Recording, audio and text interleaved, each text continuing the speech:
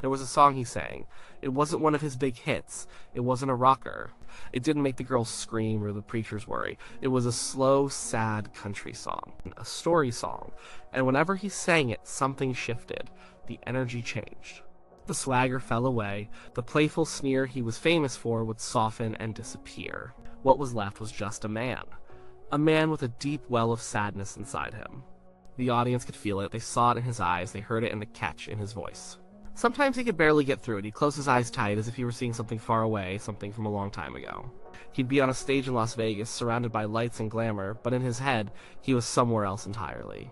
He was a small boy again, back in the poorest part of Mississippi, and he was remembering a loss. A loss so big, so fundamental, it shaped the entire course of his life. The song was about a boy and his dog. A simple, heartbreaking tale. The kind of story that gives a child their first real taste of grief. The dog is a loyal friend, a constant companion, but the dog gets old, it gets sick, and the boy has to face the hardest decision of his life. He has to take his best friend out behind the barn and say goodbye forever. It's a story about love, loyalty, and the painful finality of death. For most people, it's just a sad song. But for him, it was more. The dog in the song was a substitute. The story was a safe place for him to put a much bigger, more complicated grief. Well, a grief he couldn't really talk about, a grief that started the very day he was born. To understand it, you have to go back, way back. Back to a two-room shotgun shack in Tupelo, Mississippi. January 8th, 1935, a cold winter morning. His mother Gladys was in labor, she was young, and this was her first time. His father, Vernon, was there, anxious and poor. They didn't have much of anything. But they were about to have a family. They were expecting twins. The first boy was born silent. He never took a breath. The doctor did what he could, but it was no use. He was gone before he ever truly arrived. They named him Jesse Guerin. About 35 minutes later, another boy was born. This one was alive. He was crying. He was small, but he was here. They named him Elvis Aaron. In that little room on that cold morning, the story of his life was written. It was a story of two. One who lived and one who was lost. One who would become the most famous man in the world, and one who would remain a silent, invisible presence forever. Vernon built a small coffin for Jesse. He placed it in the ground in the Priceville Cemetery. There was no headstone for a long time, just a small, unmarked plot of earth. Gladys was devastated. That kind of loss does something to a mother it never leaves. She had carried 2 heartbeats, 2 lives, she had planned for 2 sons, and she came home from the hospital with only 1. This is the key to everything. Gladys poured all of her love, all of her fear, all of her hopes for 2 sons into her one surviving boy. Her love for him was fierce, protective, and almost suffocating. She was terrified of losing him, too. She walked him to school every day. She wouldn't let him go swimming with the other kids. She worried constantly, and he felt it. He grew up in the shadow of the brother he never met. He was the one who made it, the chosen one, the survivor. He felt like he had to live for 2 people. He had to be special enough for 2. This was a heavy burden for a little boy to carry. He was a lonely child. He would talk to his brother sometimes. He felt a connection, a missing piece of himself. People who study twins call this the twinless twin phenomenon, a lifelong feeling that someone is missing, a sense of being incomplete. Even when he was surrounded by thousands of adoring fans, he often spoke of a profound, unshakable loneliness. It started right there in that little house in Tupelo. So where does the song come in? He discovered it as a boy. It was a popular country song back then. He heard it on the radio. And the story in that song gave him a language for his own feelings. The grief in the song was clean and simple. A boy loved his dog. The dog died. The boy was sad. It was a pain anyone could understand. His own pain was different. It was complicated. How do you mourn someone you never knew? How do you process the grief of your parents, the grief that fills the very air you breathe? How do you understand the guilt of being the one who lived? It's too much for a child. It's too much for most adults. But the song about the dog, that was something he could hold on to. He could sing about that dog, and in his heart, he could be singing about something else. He could pour all of that unnamed sadness, all of that inherited sorrow, all of that loneliness into the story of a boy losing his pet. The dog became a symbol for Jesse. The loss in the song became a vessel for his own. He first sang it in public when he was just 10 years old. It was at the Mississippi-Alabama Fair and Dairy Show. He stood on a chair to reach the microphone. He was a shy, quiet kid. He sang this song, this heartbreaking story about a dying dog.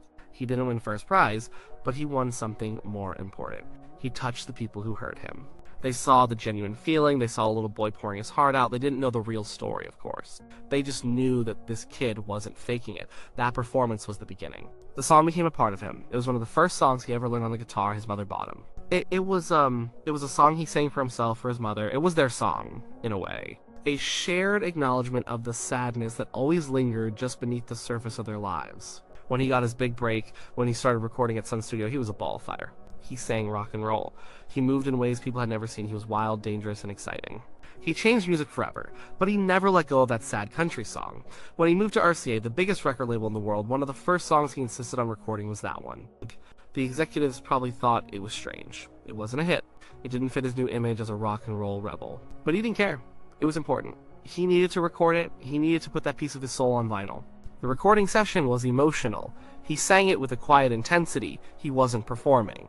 He was testifying. He was telling his own secret story through the words of another. When you listen to that recording, you can hear it. It's not the voice of a global superstar.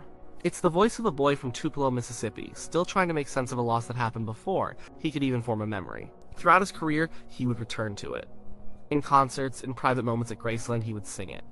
And every time, it took him back. Think about the contrast. This is a man who had everything. Money, fame, houses, cars, the love of millions. He was the king. But he could be brought to his knees emotionally by a simple song about a dog. Because for him, it was never about the dog. It was about the emptiness in the house where a brother should have been. It was about his mother's tears, the ones she cried when she thought he wasn't looking. It was about the heavy weight of being the sole survivor, the one who had to carry the dreams of two. It was about visiting a grave in Priceville Cemetery, a grave for a boy who had his face, but who never saw the sun. The song gave him permission to be sad.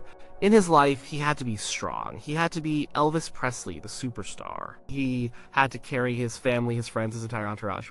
He was the engine that powered everyone else's life. But when he sang that song, he could be vulnerable. He could be that 10-year-old boy on a chair again, singing about a pain so real it made his voice tremble.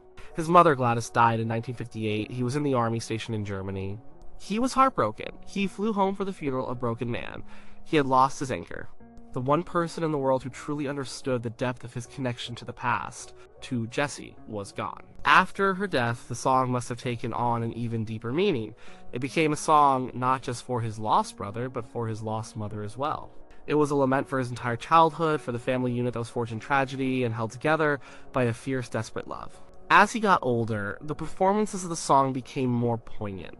The world saw him gain weight, saw him get trapped in the gilded cage of his own fame. They saw the jumpsuits and the karate moves, but those who were close to him knew the sadness was always there. The loneliness never went away.